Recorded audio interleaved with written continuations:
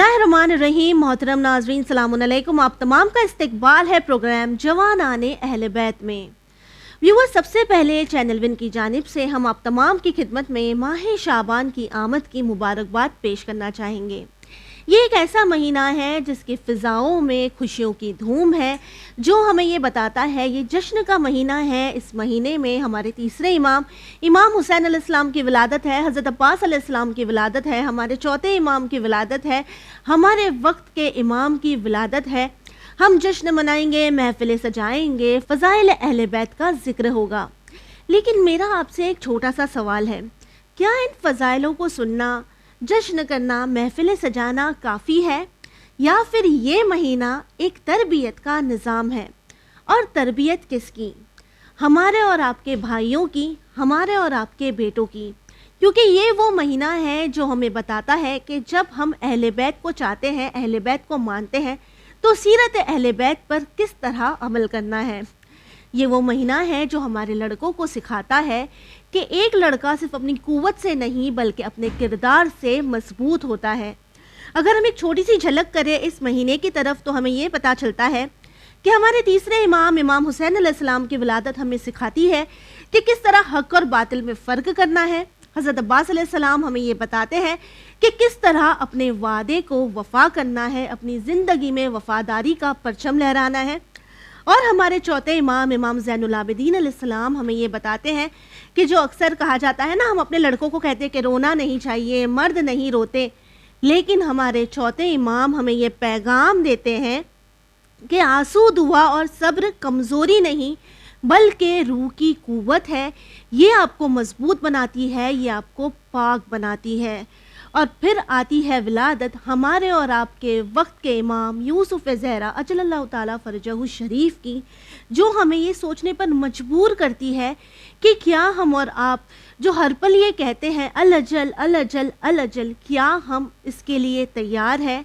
क्या हम हमारे इमाम के ज़हूर के लिए तैयार हैं? और अगर नहीं है तो ये वो महीना है जो हमें बताता है कि किस तरह हमें अहले बैत के रास्ते पर चल के अपने घर के लड़कों को भी तैयार करना है और ख़ुद भी तैयार होना है हमारे वक्त के इमाम के ज़हूर के लिए। तो आइए सबसे पहले इस्तकबाल करते हैं सिस्टर अज़मी ज़हरा का, जो इस प्रोग्राम में हमारा साथ देंगी। अस्सलाम अलैकुम। वालेकुम अस्सलाम व रहमतुल्लाह। जी सिस्टर, सबसे पहले हमारे वक्त के इमाम की खिदमत में हम इन बाबरकत महीनों में जितनी भी विलादतें हैं उनकी मुबारकबाद पेश करते हैं, और साथ ही आपकी खिदमत में भी हम देखते हैं कि कई सारी विलादतें हैं जो इन बाबरकत महीनों में आती हैं, तो उसकी मुबारकबाद पेश करना चाहेंगे। आपको भी मुबारक हो जी। और सबसे पहले आपसे ये जानना चाहेंगे कि अगर हम बात करें इन बाबरकत महीनों की, तो हम ये देखते हैं इन बाबरकत महीनों में कई सारे बेटों की विलादत आती है, और ख़ासकर अगर हम बात करें तो ये अहले बैत की वो पर्सनालिटीज़ हैं जिन्होंने अपनी ज़िंदगी में बड़े बड़े कारनामे अंजाम दिए हैं। तो क्या इनकी इस कामयाबी में इनकी माओं का, इनकी तरबियत का भी रोल रहा है? औज़ु बिल्लाहि मिनश शैतानिर रजीम, बिस्मिल्लाहिर्रहमानिर्रहीम। बेशक हम देखें, अगर कुछ महीने ऐसे हैं कि जिसमें कई विलादतें मुक़द्दस हस्तियों की मौजूद हैं और जिनका यकीनन बहुत ही खुशी के साथ जो है हम सेलिब्रेशन करते हैं, और यकीनन हम बहुत ही शुक्रगुज़ार हैं परवरदिगार आलम के कि उसने ऐसी हस्तियां हमें अता फ़रमाई, उनकी मोहब्बत को हमारे दिल में वो मकाम दिया कि यकीनन जिनके ज़रिए से हम अपनी ज़िंदगी को उस अंदाज से ढाल सकते हैं जैसा परवरदिगार आलम चाहता है। यानी हर इंसान को एक सवाल ये होता है कि अगर हम खुदा तक पहुँचना चाहते हैं, उसकी क़ुर्बत हासिल करना चाहते हैं, जैसा खुदा चाहता है इस दुनिया में ज़िंदगी गुजारें, तो हमारे सामने कोई रोल मॉडल होना चाहिए। चाहे बचपने के एतबार से अगर हम बात करें तो माँ बाप भी ये चाहते हैं कि वो बच्चों को बताएं कि देखो किस तरह से कुछ हस्तियां गुजरी हैं कि जिनके ज़रिए से बच्चों को भी एक इंस्पिरेशन मिले। अगर बात जवानों की हो तो यहाँ पर भी हमें परवरदिगार आलम ने तशना नहीं छोड़ा, बल्कि बहुत सी ऐसी हस्तियाँ हैं कि जो जवानों के लिए भी एक मिसाल हैं, जिनके ज़रिए से वो अपने आप को बेहतर से बेहतर इस दुनिया की ज़िंदगी में बना सकते हैं। और बिलखुसूस अगर हम देखें, गौर करें तो माह रजब में और माह शाबान में कई ऐसी विलादतें आती हैं जिसमें हम यूँ कहें कि अहले बैत के उन जवानों की विलादतें कि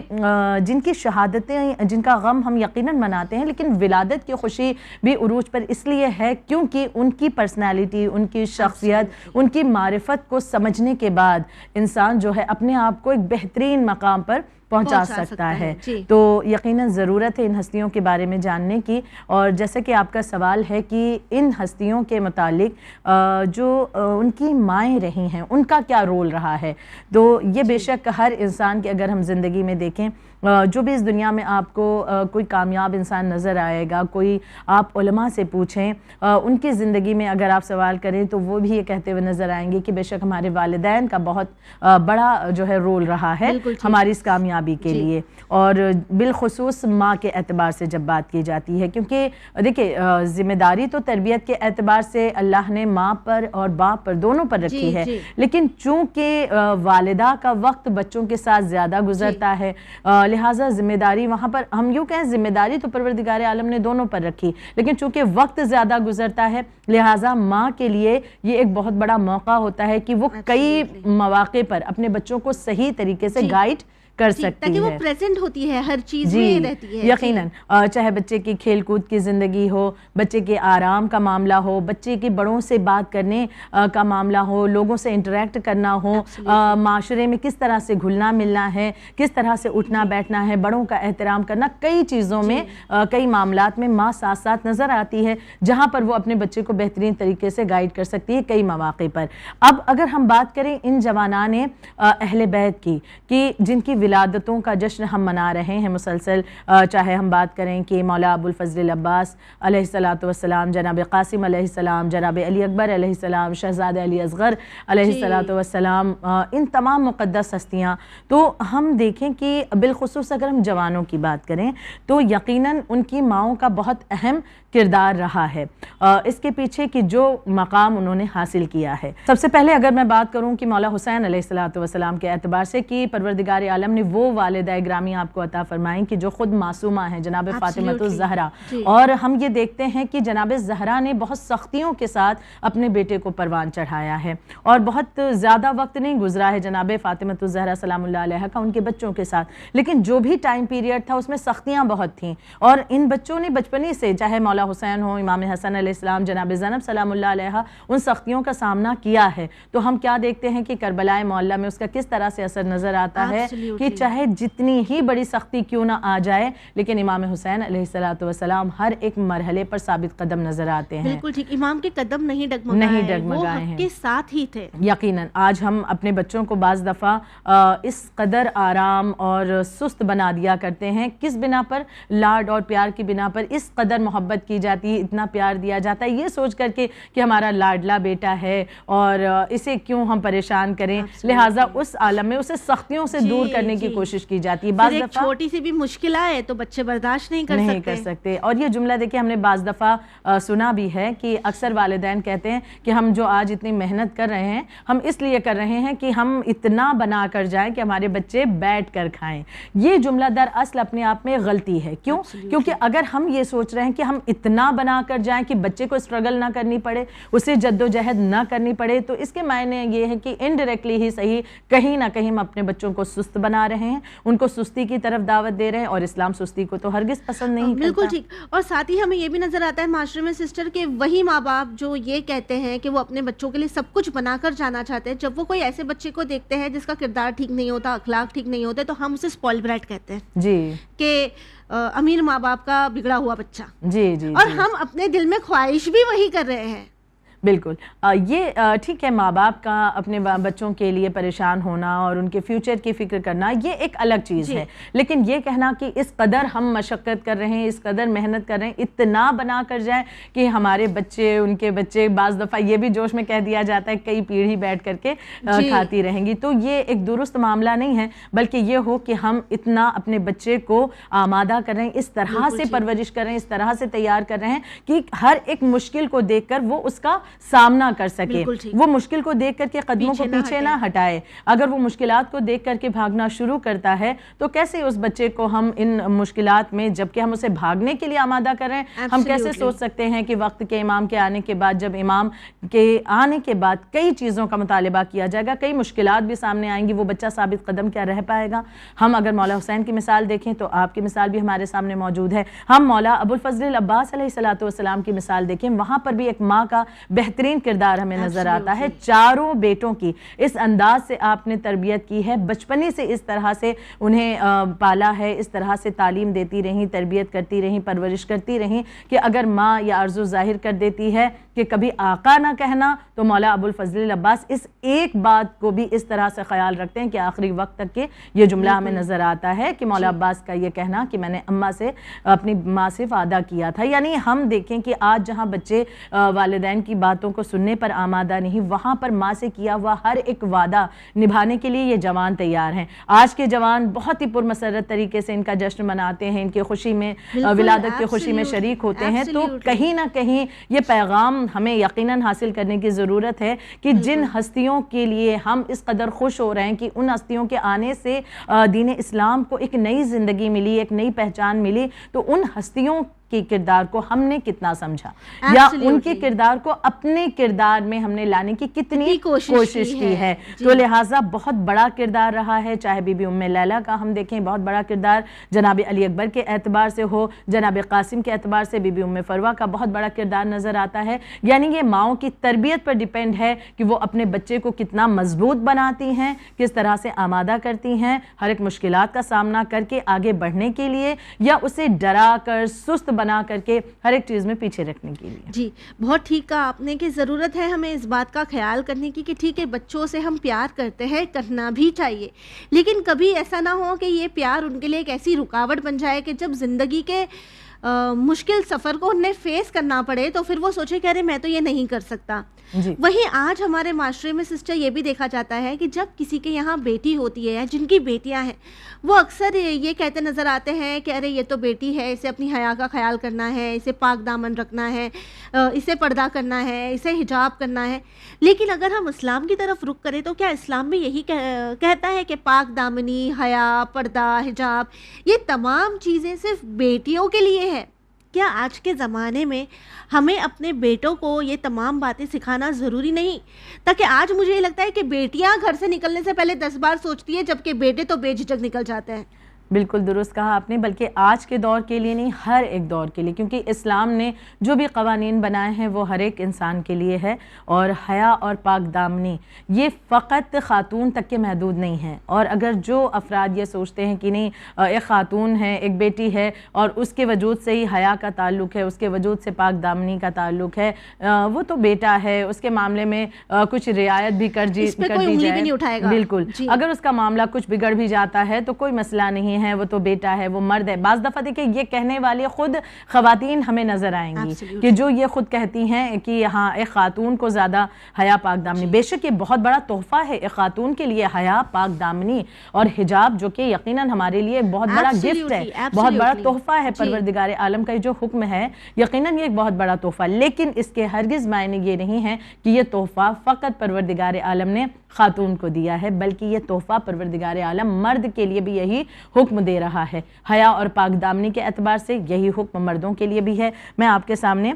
چند احادیث کا ذکر کرتی چلوں کہ مولا کائنات حضرت علی ابن ابی طالب علیہ السلام بیان فرماتے ہیں کہ دین کا بہترین لباس حیا ہے. حیا پاک دامنی ایمان کی خصلتوں میں سے ہے. اب ہم توجہ دیں کہ یہ جو حدیث تھی کہ دین کا بہترین لباس حیا ہے, حیا پاک دامنی جو ہے وہ ایمان کی خصلتوں میں سے ہے, اس میں کہیں پر بھی مولا نے یہ ذکر نہیں کیا ہے کہ حیا اور پاک دامنی جو ہے ایک خاتون کے لیے ہے, اس کے ایمان کی علامت ہے, یا اس کے ایک خاتون کے لیے بہترین لباس کے طور پر ہے. یہاں پر نہ مرد کا ذکر ہے نہ خاتون کا, یعنی یہ بات اپنے آپ میں دلیل ہے کہ یہ میسج جو ہے, یہ پیغام جو ہے دونوں کے لیے ہے. ایک مرد کے لیے بھی اتنا ہی ضروری ہے پاک دامن ہونا, اس کے لیے بھی اتنا ہی ضروری ہے حیا کا پاس رکھنا جس طرح سے خاتون کے لیے. مولا کائنات مزید بیان فرماتے ہیں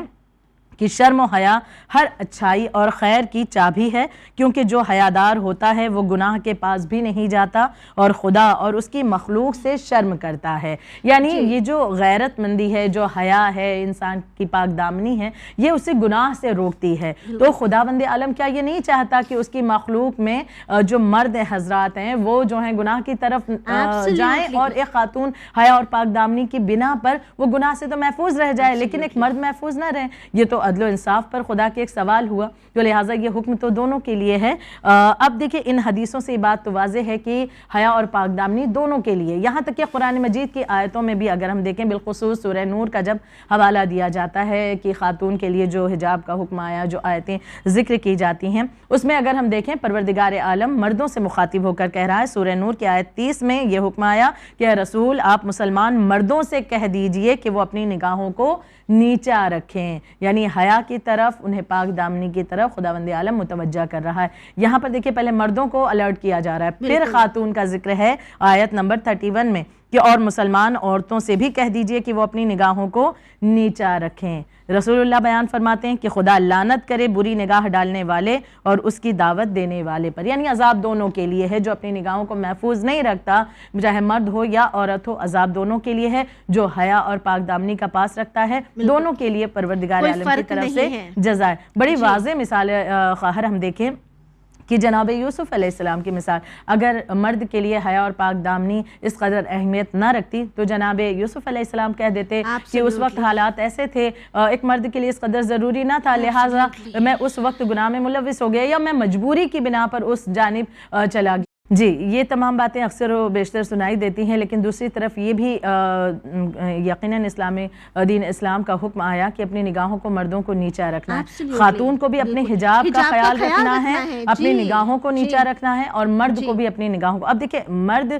کو ایک ظاہراً کی ایک خاتون کی طرح کہ بھائی مکنا اسکارف وغیرہ کا تو حکم نہیں ہے، لیکن کیونکہ اس کے جسم کی ساخت اس اعتبار سے، اس لیے اسے اس طرح سے لباس کا حجاب نہیں کہا گیا، لیکن اس کے لیے حجاب اس کی آنکھوں کا جھکا کر رکھنا ہے کہ جب یہ نگاہیں نہ اٹھیں گی تو یقیناً وہ نامحرموں کو نہ دیدار کرے گا، نہ کوئی وسوسے شیطانی اس کے ذہن میں آئیں گے۔ اور شاید یہی وجہ ہے کہ اگر ہم سورہ نور کا رخ کریں تو اللہ نے پہلے مردوں کے لیے کہا کہ آپ اپنی نظروں کو جھکائیں، اپنی نظروں کو جھکائیں، پھر عورتوں کو کہا ہے کہ آپ بھی حجاب کی پابندی اور یعنی اپنی نگاہوں کو اس طرح سے جھکائیں۔ تو یہ مثال ہم دیکھیں دونوں کے لیے بتائی جا رہی ہے، یہاں پر حکم دونوں کے لیے ہے۔ تو جو بھی یہ کہتا ہے کہ نہیں اگر مرد ہے تو اسے رعایت ہے، یہ انسانوں کی خود ساختہ بنائی ہوئی وہ باتیں ہیں جنہیں پروردگار عالم ہرگز قبول نہیں کرنے والا۔ بالکل ٹھیک جی، یعنی یہ بات واضح ہو جاتی ہے کہ ان مہینوں میں جب ہم جشن منائیں تو صرف جشن نہیں بنائیں بلکہ اپنے کردار کو بھی بہتر کرنے کی کوشش کریں۔ ہمارا اگلا سوال بھی کچھ اسی طرح کا ہے کہ یہ وہ مہینہ ہے جہاں ہم دیکھیں گے کہ فضاؤں میں ہی جشن کی دھوم ہے،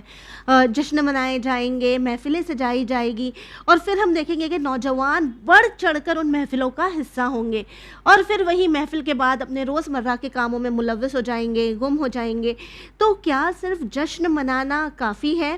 یا اپنے کردار کو حسینی بنانا، اہل بیت کے راستے پر چلنا بھی ضروری ہے؟ بہت خوب سوال آپ کا خواہر، کیونکہ یقیناً اس سوال کی ضرورت بھی تھی۔ ہم ان تاریخوں سے گزر رہے ہیں کہ جو بڑی پیاری تاریخیں ہیں، بہت ہی جشن کا ماحول ہے، پرمسرت موقع ہے، ولادت کی وہ گھڑیاں ہیں کہ یقیناً جوانوں کو ہم دیکھتے ہیں کہ زیادہ سے زیادہ بڑھ چڑھ کر میلاد میں، محافل میں اور اس طرح سے شرکت کرتے ہیں۔ بہت ہی بہترین عمل ہے، ثواب ہے یقیناً، لیکن اگر فقط ایسا ہے کہ جشن میں ہم جا رہے ہیں اور وہاں پر جانے کے بعد ایک جوان فقط ایک جشن میں اٹینڈنس لگاتا ہے، وہاں پر کچھ دیر کے لیے مسرور ہوتا ہے، واہ واہی کرتا ہے اشعار کو سن کر، اور پھر جب اٹھتا ہے تو بغیر کچھ لیے ہوئے، یعنی بغیر کچھ سیکھے ہوئے وہاں سے اٹھ کر کے اور پھر اپنی زندگی میں اسی طرح سے لگ جاتا ہے، وہی تمام برائیاں اب بھی اس کے وجود کا حصہ ہیں، والدین کی طرف سے نافرمانی اب بھی اس کے وجود کا حصہ ہے، تو ہم یہ کیسے کہہ سکتے ہیں کہ یہ محبت واقعاً دل تک پہنچی یا ان ہستیوں کی معرفت ہمیں ہوئی جن ہستیوں کی اشعار، اگر ایک شاعر جو اپنی فکر کو بیان کرتا ہے، اگر ایک شاعر اپنی فکر کو بیان کر رہا ہے کچھ اشعار کے ذریعے سے، تو ان پر واہ واہی کرنے والا جوان اگر ریئل لائف میں آنے کے بعد والدین کو ڈانٹتا ہے، ان سے چیخ و پکار کرتا ہے، تو جو جناب علی اکبر علیہ السلام کے فضائل سن کر واہ واہی کر کے آیا ہے، کیا یہ واہ واہی اس کے لیے فائدہ مند ثابت ہوگی؟ ہرگز نہیں۔ جن جناب علی اکبر علیہ السلام کے فضائل کو سن کر ہم اس قدر خوش ہوئے، اس قدر ان کے اشعار پر ہم نے واہ واہی کی ہے، ہم نے کتنا پیغام ان سے حاصل کیا. یہ جناب علی اکبر علیہ السلام وہی ہے نا کہ جنہوں نے اپنے بابا کی ایک بات پر اس طرح سے لبیک کیا, بلکہ اس طرح سے آمادہ ہیں کہ یہ جملہ کہتے ہوئے نظر آتے ہیں کہ بابا جب ہم حق پر ہیں تو کوئی فرق نہیں کہ موت ہم پر آ گرے یا ہم موت پر جا گرے. یہ جناب علی اکبر علیہ السلام کے جملے تھے. آج کا جوان اگر کسی جشن میں جانے کے لیے تیار ہو رہا ہے, ماں آ کر کے یہ کہہ دے بیٹا یہ میری دوائی کا پیکٹ ہے ختم ہو گیا, یا باپ کہہ دے بیٹا ذرا یہ دیکھو میرا چشمہ جو ہے اس کا یہ پرچہ ہے لے آنا بن گیا ہوگا, وہ بچہ چیخ و پکار کر کے یہ کہ آپ کو نہیں پتا کہ ہمیں میلاد میں جانا ہے, ہمیں محفل میں جانا ہے, ہمیں جشن میں جانا ہے, دیر ہو رہی ہے, آپ کا یہ کام انجام دیں ہم. اور وہ وہیں پر ماں باپ کو کی باتوں کو رد کر کے اور پھر جشن میں جاتا ہے, وہاں پر سب کو مبارکباد دیتا ہے, مومنین سے گلے ملتا ہے اور پھر خوش ہو کر واہ واہی کرتا ہے. کیا یہ عمل قابل قبول ہوگا؟ جناب علی اکبر علیہ السلام سے ہم نے کس طرح سے درس لیا ہے, کس طرح سے درس حاصل کیا. ہم اگر بڑوں کا احترام نہیں کر رہے, جناب قاسم کی مدح سن کر کے ہم کس طرح سے خوش ہو رہے ہیں, کیا واقعاً یہ خوشی ہمارے دل تک پہنچ پا رہی ہے؟ جناب قاسم علیہ السلام اپنے چچا کا کس طرح سے احترام کیا کرتے تھے. آج کے بچے اپنی چچا, پھوپھی, خالہ یا عزیزوں یا رشتہ داروں یا بڑوں کا کس طرح سے احترام کر رہے ہیں. اگر ایک بات کہہ دی گئی تو پلٹ کر دو بات کہنے کا چلن اگر آج کے جوانوں نے بنا لیا ہے تو وہ کس طرح سے دعویٰ کر سکتے ہیں ہم جناب قاسم سے محبت کرتے ہیں. یہ تمام باتیں واقعاً ہمیں سوچنے پر آمادہ کرتی ہیں. مولا عباس علیہ السلام کی خواہر مثال لیں کہ آج کل سگے بھائی بہنوں کے درمیان دلوں میں اس طرح سے دوریاں ہیں ذرا ذرا سی چیزوں کے لیے. آج ایک بھائی بہن اگر مشکل میں ہے, دوسرا بھائی آرام میں ہے, تو وہ یہ نہیں سوچتا کہ ہمیں اٹھنا چاہیے اور اس مشکل میں گھرے اپنے بھائی بہن کو سہارا دینا چاہیے. ہم کربلا معلیٰ میں دیکھیں کہ ایک موقع یہ بھی آیا تھا کہ جب مولا عباس کو امان نامہ دیا جا رہا تھا, لیکن مولا عباس علیہ السلام نے اسے ٹھکرایا کہ جب میرے آقا حسین علیہ السلام جس مشکل میں ان کا ساتھ چھوڑ کر کس طرح سے جا سکتا ہوں. تو یقیناً ہمیں یہ درس حاصل کرنا ہے. ان محفلوں میں جا کر ان ہستیوں پر اگر ہم ان کی مدح سن کر خوش ہو رہے ہیں تو ان کی تعلیمات پر بھی عمل کر کے جب اپنے کردار کو اس طرح سے بنایا تب واقعاً یہ ہے کہ ہم ان کی معرفت کی طرف قدم بڑھا رہے ہیں. جی بالکل ٹھیک کہا آپ نے سسٹر, آپ کا بہت بہت شکریہ. جزاک اللہ. ویورز آپ سے آخر میں بس یہی کہنا چاہیں گے اور خاص کر کے ہمارے ینگسٹر سے یہ کہنا چاہیں گے کہ ان مہینوں میں جشن منائیں, محفلوں میں جائیں, محفلیں سجائیں, لیکن وہاں سے اپنے آپ سے ایک عہد کر کے اٹھے کہ ہم صرف محفلوں کو نہیں سجائیں گے, ہم اپنے کردار کو بھی سجائیں گے. ہم امام حسین کی ولادت کا, حضرت عباس کی ولادت کا, ہمارے وقت کے امام کی ولادت کا جشن بھی منائیں گے اور اپنے آپ کو یوسف زہرا کے لیے تیار بھی کریں گے. اسی امید کے ساتھ ہمیں دیجیے اجازت, پر بنے رہیے چینل ون کے ساتھ پیغام انسانیت. شکریہ.